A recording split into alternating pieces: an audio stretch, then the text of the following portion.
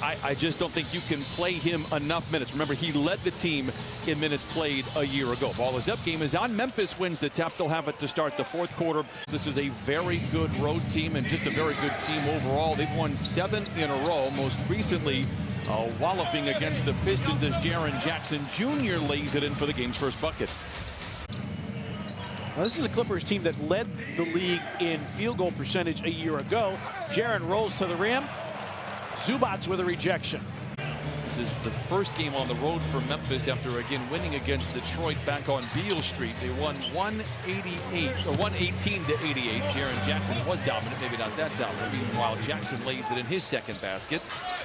But not keeping him from working the refs when guys are at the line, and obviously they're missing him tonight. I talked with Brad Jones before the ballgame as Jaren Jackson Jr. knocks in the triple. Really stepped up with all the guys that are missing from the lineup right now. That was before Game 6 against Utah and before his recent output where he's averaged over 12 a game the last 12 times out.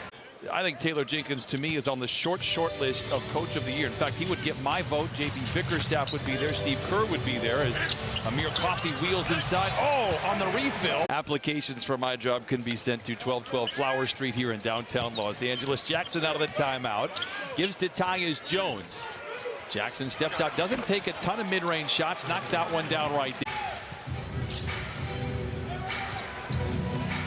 Jackson nicely inside to Senior, has the ball stripped out of his hands and out of bounds. It'll stay with the Clippers. 47-46. Memphis now out in front. Jaren Jackson, giant strides down the lane. That's 4 quick points for Jaren Jackson Jr.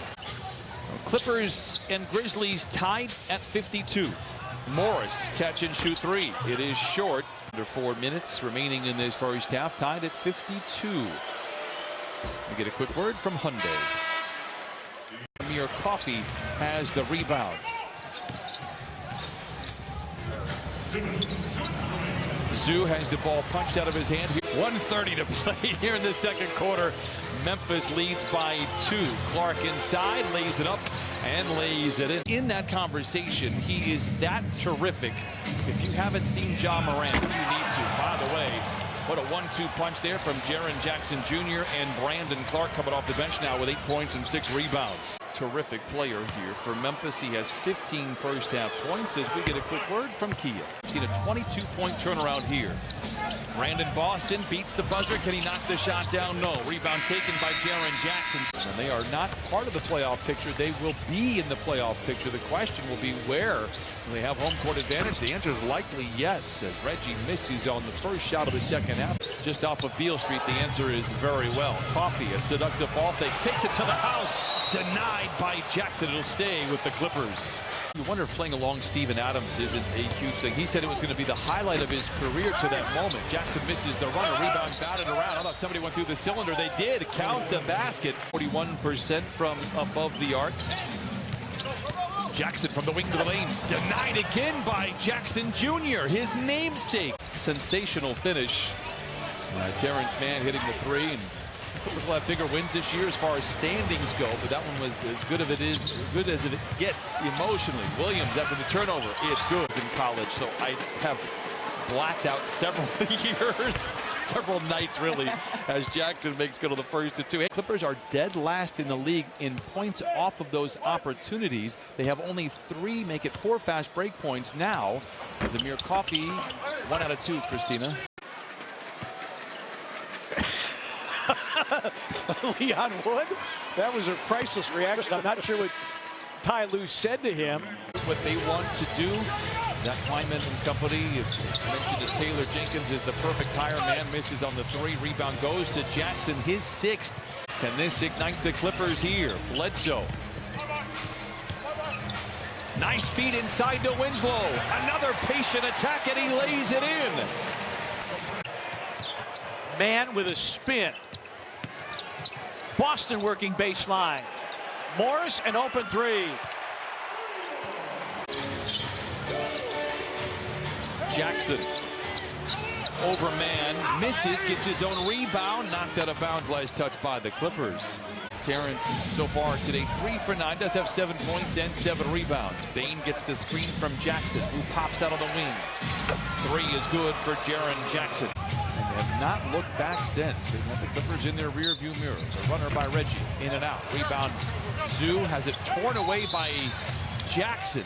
The biggest issue was staying healthy. He has done that this year. We hope it continues. Unfortunately, careful what you wish for. Bain misses.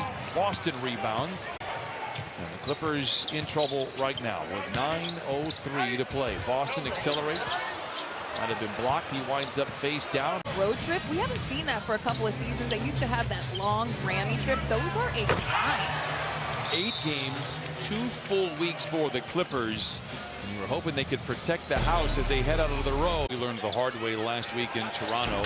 Ty Lue says, let's focus on tomorrow. As Jay Scrubb, Wenyen Gabriel, like a standout of the state of Tennessee.